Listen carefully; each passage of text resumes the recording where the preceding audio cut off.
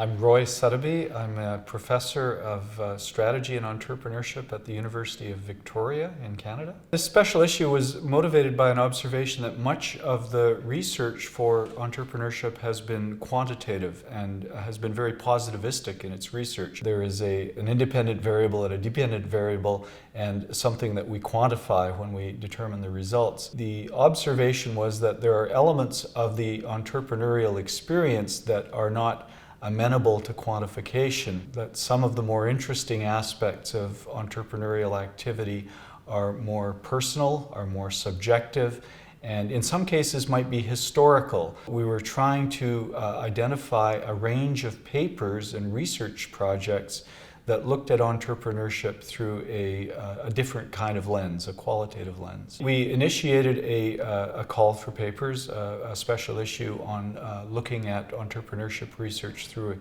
a qualitative lens. We were stunned with the volume of submissions. We had over 100 submissions to the journal, which indicates that we probably tapped into a movement out there. The framing of the call was to look at a broad range of qualitative methodologies that were used to study all aspects of entrepreneurship.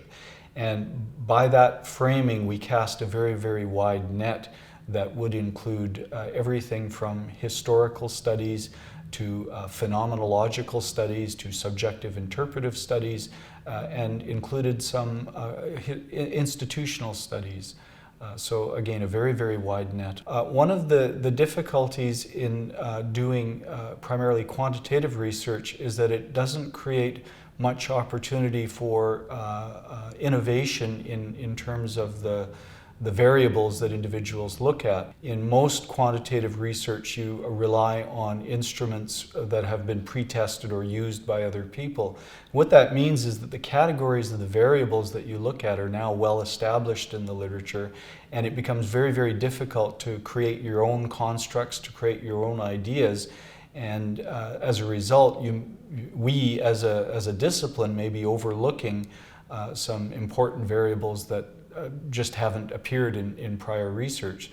So quantitative research is valued for its precision and its accuracy and its generalizability, but it really suffers from the point of view of creativity, of creating new constructs or introducing new ideas that can be tested.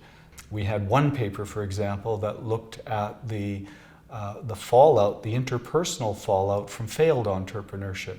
And while we understand from the quantitative research the devastating effect this can have on individual entrepreneurs, the interesting insight from this paper was the ecology of the fallout in the personal relationships of the failed entrepreneur. That would include their family, their friends, their associates in business, and on and on. A pretty large network of individuals who have donated money, who have donated time, who've offered social support for these individuals that suffered equally as much as the individual entrepreneur did. The interesting finding from that particular study was that the strength of that support network really determined whether or not that entrepreneur was able to dust themselves off and start again and eventually become successful. There was a historically based study that examined the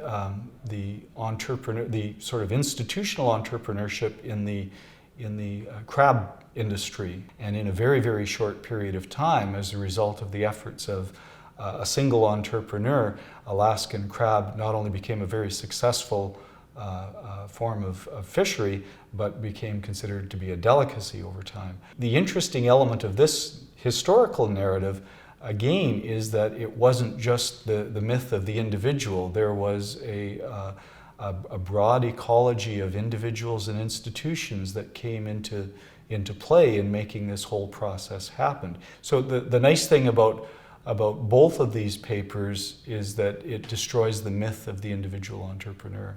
there's a social context within which all of this activity occurs. There is a debate in the literature as to whether or not entrepreneurship is an innate activity that can't be taught or learned. The clear implication from both the papers I've described and a couple of others in the special issue is exactly the opposite of that there is a learning process to understand the degree to which entrepreneurship is a socially embedded activity suggests that it can be taught and that it can be conditioned, and that it is not something that is embedded in the creativity or the unique attributes of a single individual, that in fact there is a social or a community effect that suggests that we can create the social conditions for entrepreneurship at the family level, at the community level, and probably at the social or the broader societal level.